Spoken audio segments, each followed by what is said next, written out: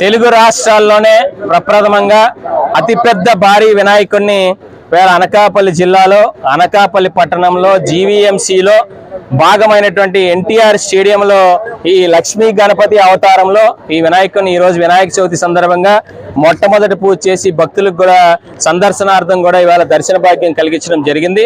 మరి ఇది ప్రతిష్టాత్మకమైనటువంటి కార్యక్రమం. అనకాపల్లి జిల్లాకే పేరు ప్రఖ్యాతులు కీర్తి ప్రతిష్టలు తెచ్చేటువంటి మొట్టమొదటి కార్యక్రమంగా ఇవాళ చెప్పుకోవచ్చు.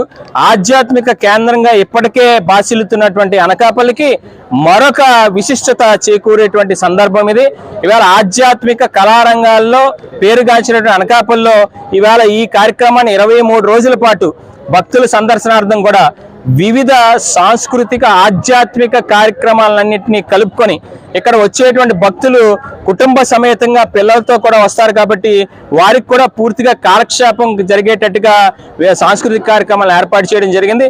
ప్రతిరోజు కూడా ఇవాళ నవహారతులను కూడా స్వామివారికి ఇస్తా ఇవాళ అనేక ఆధ్యాత్మిక కార్యక్రమాలు అంటే ఇవాళ పూర్ణాహుతులు కానీ ఇవాళ హోమాలు కానీ యజ్ఞాలు కానీ ఇవాళ లడ్డూలతో కార్యక్రమాలు కానీ పూజలు కానీ ఇవాళ లక్షపత్రి హోమాలు కానీ ఇవాళ అనేక కార్యక్రమాలని 23 రోజులు కూడా రూపొందించడం జరిగింది. కాబట్టి ఇది అనకాపల్లి పరిసర ప్రాంతాలకి గర్వకారణం. అదేవిధంగా ఈ కార్యక్రమాలు ముఖ్యంగా రూపొందించినటువంటి మా సంపత్ వినాయక సేవా కమిటీ తరఫున బుద్ధ భూలోకనాయుడు, అదేవిధంగా భానుప్రకాష్, అలాగే మూర్తి, వాకాడ నరసింహరావు, బుద్ధ భాను, అదేవిధంగా రాము వీళ్ళందరి ఆధ్వర్యంలో అనేక మంది వాలంటీర్ల తాలూకా సహకారంతో ప్రజాప్రతినిధులు, పోలీస్ శాఖ వారు, జీవీఎంసీ అధికారులు, ప్రభుత్వ ప్రతినిధులు అందరూ కూడా వాళ్ళందరూ పూర్తి సహకారాన్ని అందిస్తా ఉన్నారు. ఇంత పెద్ద వినాయకుడిని ఇక్కడ స్వామివారు నిత్యం కొలువై ఉంటారు కాబట్టి ఈ 23 రోజులు కూడా ఇక్కడ వివిధ ప్రాంతాల నుంచి భక్తులు తప్పకుండా స్వామివారి దర్శనం చేసుకొని స్వామివారి కృపకి పాత్రలు అవుతారని మనస్ఫూర్తిగా కోరుకుంటా ఉన్నాం. ఈ వినాయక చవితి సందర్భంగా ప్రభుత్వం తరపున కూడా చంద్రబాబు నాయుడు గారు, అదేవిధంగా పవన్ కళ్యాణ్ గారు, అదేవిధంగా లోకేష్ గారు ప్రత్యేకంగా ఇవాళ ఈ ఆధ్యాత్మికతని పెంపొందించే విధంగా చర్యలు తీసుకునేటువంటి భాగంలో ఇవాళ వినాయక పందిరులు ఎక్కడ రాష్ట్రంలో ఎక్కడ ఏర్పాటు చేసినప్పటికీ కూడా పూర్తి స్థాయిలో విద్యుత్తుని ఉచితంగా అందివ్వడానికి నిర్ణయం తీసుకోవడం ఆనందదాయకం. అదేవిధంగా ఇది కేవలం వినాయక నవరాత్రులకే కాకుండా దసరా నవరాత్రులకు కూడా ఇదే రకమైనటువంటి వెసులుబాటు కల్పిస్తామని చెప్పడం జరిగింది. అంతేకాకుండా సింగిల్ విండో సిస్టంలో ఎక్కడ ఏ వీధిలో ఏ గ్రామంలో ఈ వినాయక నవరాత్రులు లేదా పందిర్లు ఏర్పాటు చేసుకున్నప్పటికి కూడా లేదా దసరా నవరాత్రులకు పందిర్లు ఏర్పాటు చేసుకున్నా కూడా వారందరూ కూడా ఆఫీసుల వెంబడి తిరగక్కర్ లేకుండా, అలాగే ఈ బైక్ సెట్ పర్మిషన్ల కోసం పోలీస్ శాఖ వెనక తిరగక్కర్ లేకుండా సింగిల్ విండో కింద వారందరికి కూడా అన్ని పర్మిషన్లు కూడా ఒకేసారి ఇచ్చే విధంగా కూడా చర్యలు తీసుకోవడం జరిగింది. ఇటువంటి ఆధ్యాత్మికతను పెంపొందించే విధంగా చర్యలు చేపట్టినటువంటి మరి ముఖ్యమంత్రి చంద్రబాబు నాయుడు గారికి, ఉప ముఖ్యమంత్రి పవన్ కళ్యాణ్ గారికి, లోకేష్ గారికి ప్రత్యేకమైనటువంటి ధన్యవాదాలు తెలియజేసుకుంటా ఉన్నాం.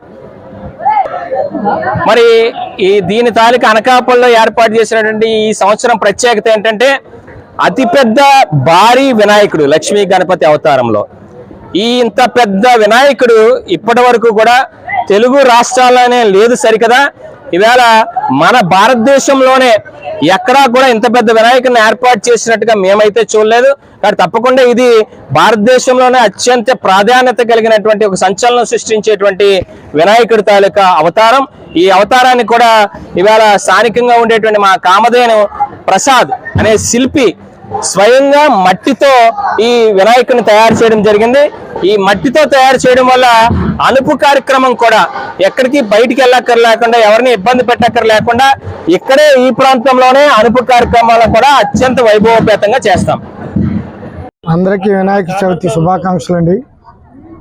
తెలుగు రాష్ట్రాల్లోనే కాకుండా దేశం మొత్తం మీద గిన్నిస్ బుక్ రికార్డులో స్థానం సంపాదించడం కొరకు అనకాపల్లిలో 126 అడుగుల భారీ వినాయకుని నెలకొల్పడం జరిగింది.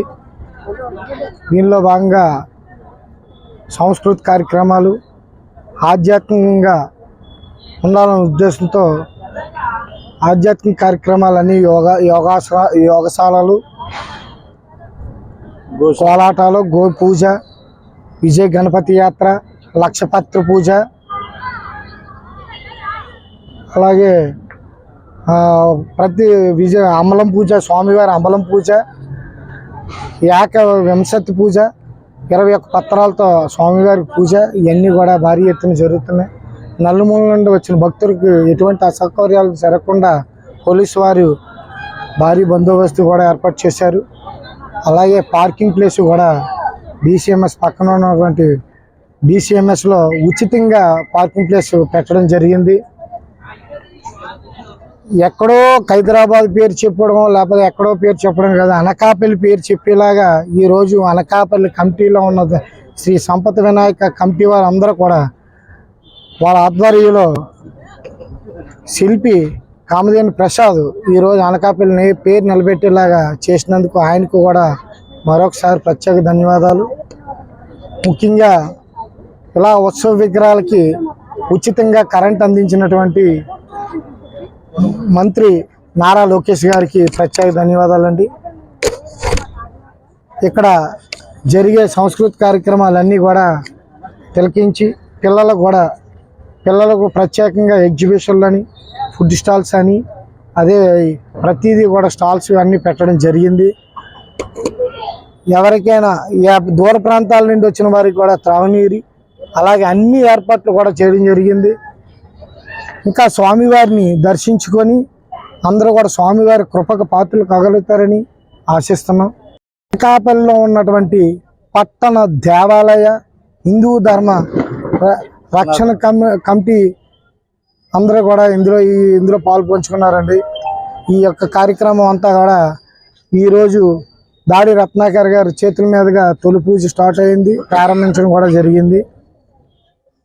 రేపు కూడా అధినాయకులందరికీ కూడా ఈ రాష్ట్రంలో ఉన్నటువంటి నాయకులకు, వివిధ పార్టీలకు అతీతంగా జరుగుతున్న ఈ కార్యక్రమాలు అందరూ పాల్పంచుకుంటారని మరొకసారి విన్నవించుకుంటున్నాం. అనకాపల్లి ఎన్టీఆర్ క్రీడా మైదానంలో శ్రీ సంపత్ వినాయక ఉత్సవ కమిటీ వారి ఆధ్వర్యంలో అనకాపల్లి చరిత్రలో బెల్లం ఎంత ఫేమస్, నూకల తల్లి ఎంత ఫేమస్, ఇది కూడా పూర్వం రోజుల్లో కూడా చెప్పుకునే విధంగా ఈరోజు అనకాపల్లి 126 అడుగుల వినాయకుడిని ఇక్కడ ఏర్పాటు చేయడం జరిగింది.